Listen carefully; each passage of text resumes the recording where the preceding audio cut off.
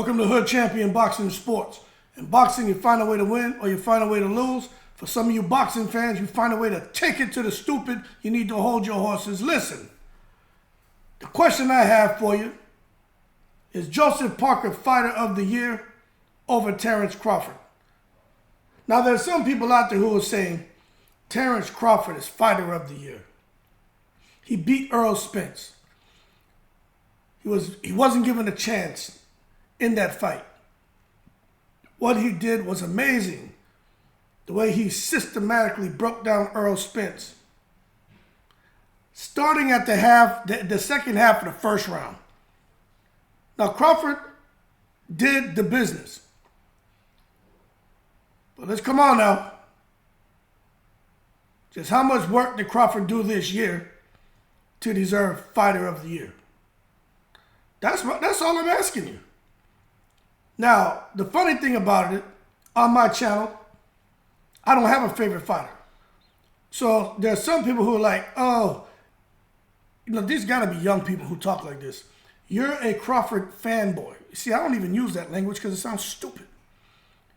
I'm not a fan of anyone. My favorite fighters were Zab Judah and Chris Bird. I don't give a shit. I just like boxing.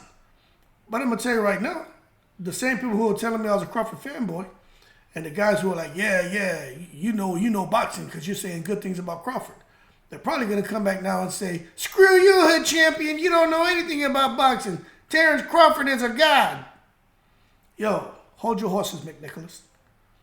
Terence Crawford is a bad boy, but when you look at Jospeh Parker, and Jospeh Parker coming back after his loss in September 2022, where he got smoke knocked out of him against Joe Joyce, how he came back against Jack Massey. I get it. Jack Massey. Some of you saying, who the hell is that? No, I get it. Fought him in January. Came back. Fage Opelo. I got a KO in that fight. So the first fight in January this year, next one in May. Then fought Simon Keane. Was able to get a KO and a very good fight in October this year. Then he comes and he gets in the ring with Deontay Wilder and he does the business. So my thing is, if you're going to really look at someone who put some work in this year and stayed active, and then got into a fight to really, it wasn't no 50-50 fight, Jospeh Parker and Deontay Wilder. Now, I'm going to tell you, I didn't hear anybody, maybe a couple of the guys who are from New Zealand who got in the chat, a couple of guys who may have been Samoan and stuff who got in the chat, and they were basically saying, I was wrong. Jospeh Parker is going to beat Deontay Wilder. And to that I said, hold your horses. I get it. Jospeh Parker has skills, but I just can't see Jospeh Parker getting there beating Deontay Wilder. But nonetheless, he got in there and he did beat Deontay Wilder. And I think it had a lot to do with what Jospeh Parker, with the strategy and game plan that he brought into the ring. Now, Deontay Wilder didn't punch, and he did do an interview yesterday where it's about an hour and some change. You guys should listen. If you like boxing and you want to know what happened with Deontay Wilder, listen to that interview. It's pretty revealing. But I think it's a combination of what Parker did, seeing that he had the same team Fury had, same resources, same conveniences. I'm not surprised Parker got in there and looked super strong, super fast, super conditioned, and super determined and super confident, right? I'm not surprised. The secret society is real, and I definitely feel the secret society was involved there. But there's some people who will sit there and say, they feel the secret society had something to do with Terence Crawford winning. They feel that Terence Crawford was on the cocktail.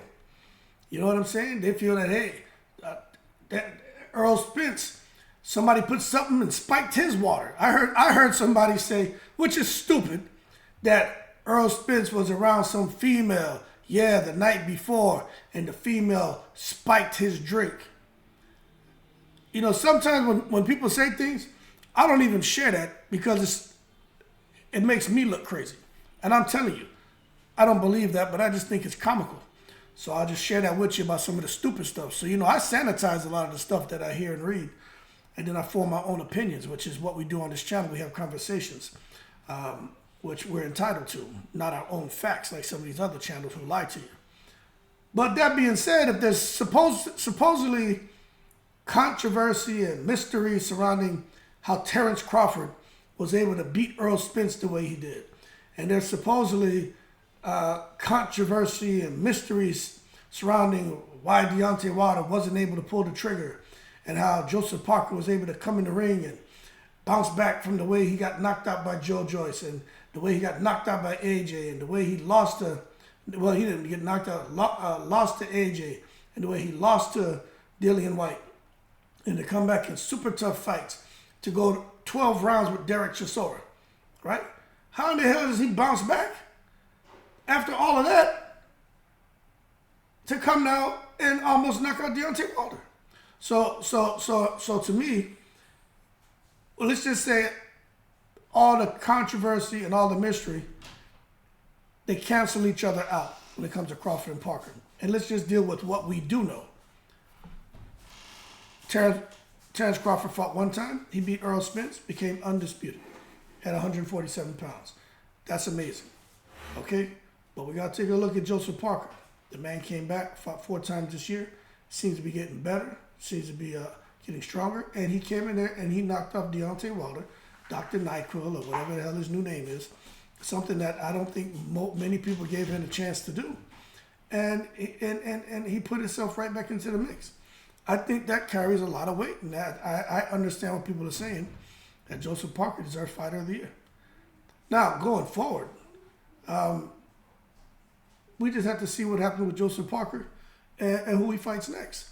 But if we're going to sit here and have a conversation about Terence Crawford being Fighter of the Year off of one fight, although the accomplishment was very significant, I'm going to tell you this, right? How much resistance did Errol Spence put up? You know what I'm saying? How much resistance did Errol Spence put up against Terence Crawford? That's a question. Now, I'm not telling you that Errol Spence just got in there to be a punching bag. I'm not saying that. I'm just asking you a question. How much resistance did Errol Spence put up? And was it because by the second half of that first round, Crawford started binging him, and Errol Spence started to become a little bit gun shy? But he came out in that second round letting his hands go, then he got tranquilized. And he was still trying, but he got to the point where he was flinching in the ring because he was getting countered and getting binged. And he was getting hit with some, shots that weren't hard. Some were fast. Then he was getting hit with some super powerful shots. Then he was getting hit with shots and shit that he didn't see. Okay, so I think Terence Crawford had a lot to do with Errol Spence looking the way he did. But at the same time, the counter argument is, well, what is it that Errol Spence was doing that would have made it hard for Crawford? Now, when you look at Joseph Parker, it's the same thing can be said there. Okay, Wilder came out, looked confident, was some lateral movement, really going in circles. And Parker started letting his hands go. So Wilder already, with ring rust, inactivity, a horrible game plan by Malik Scott, not being able to get his right hand off that Parker took from him. There was no discussions in the Wilder corner about, hey, he's circling away from your right hand, throw your left hook. Once he lifts up his feet to move, that's when you time it and you let the left hook go. Just throw it. It will land. No, simple one-on-one shit. Wilder was just there looking crazy. Parker wasn't cutting off the ring. Wilder wasn't trying to cut off the ring. It was just horrible. But Parker was taking chances and letting his hands go. Okay? So my thing is a lot Deontay Wilder wasn't doing because I think Parker had a lot to do with that. But at the same time, I could understand where someone's saying, well, it wasn't hard for Parker to look good. Same way they say it wasn't hard for Crawford to look good because the opponent they had in front of him wasn't really giving them too much to worry about. So that being said, if you ask me, man, I could understand if Parker was named Fighter of the Year. Now, the other argument is, what about, Naoya Inoue? He just came in there and tranquilized Tapales. I got a video coming about that. But Naoya Inoue, man, could be in the discussions too. There's a couple fighters this year, man, who did some great stuff. But I'm just telling you, in my opinion, we're going to talk Fighter of the Year, and everyone's going to sit here and campaign for Terence Crawford because of his fight against Errol Spence. Okay, I get it. But some would say, and remember, these aren't my words, I'm just playing devil's advocate. Some would say Crawford got in there with somebody who was dehydrated, somebody who was in there who we could tell something was wrong with him. There's some expert, so-called expert, right? This dude has not resurfaced again. I don't think there's any credibility to his ass. where you're talking about Earl Spence suffering from some neurological condition. Some people still talking about the first car accident. Then there was a second car accident, inactivity. There's all kind of stuff people are saying. And I ain't here to get back into that crap. But what I will tell you is, if we're going to sit here and start talking fight of the year, let's be fair to Jospeh Parker. He didn't become a two-time undisputed. He didn't win no titles. But that win against Deontay Wilder, that carries a lot more weight, in my opinion, for him to do it than Terence Crawford beating Earl Spence. Because Terence Crawford, some people didn't really think Terence Crawford can do it, but there are a lot of people who felt stylistically it's impossible for Earl Spence with his come forward style to beat Terence Crawford, because Terence Crawford's a counterpuncher. He's a slick, orthodox fighter who goes into the phone booth and comes out as Southpaw Man. When he comes out as Southpaw Man, within 1 or 2 rounds, fights normally end. So there are many who felt like, you know what, although Terence Crawford may be a little smaller stylistically, when you look at it, you take the emotion away, this could be a bad matchup for Earl Spence. For Jospeh Parker, there weren't many. There were more people feeling Crawford would beat Spence than people were feeling Parker would beat Wilder. That being said, y'all keep cool. You leave your comments below. But I know some people are going to sit here and because of their biased ways, are going to feel, nope, Terence Crawford, look at everything that he's done over his career. Tonight I say, hold your horses. Don't take it to the stupid. I don't care what he did over his career. That's not what we're talking about, McNicholas. We're talking about in 2023. And when it comes to Jospeh Parker, don't talk about all his losses over his career. And he doesn't deserve to be the winner of a Fighter of the Year. We're talking about this year, McNicholas. And Jospeh Parker has done a hell of a lot this year. We got to be fair. Even though he had the secret society helping his ass. But I mean, we ain't here to talk about that. Y'all keep cool. I'm in the breeze.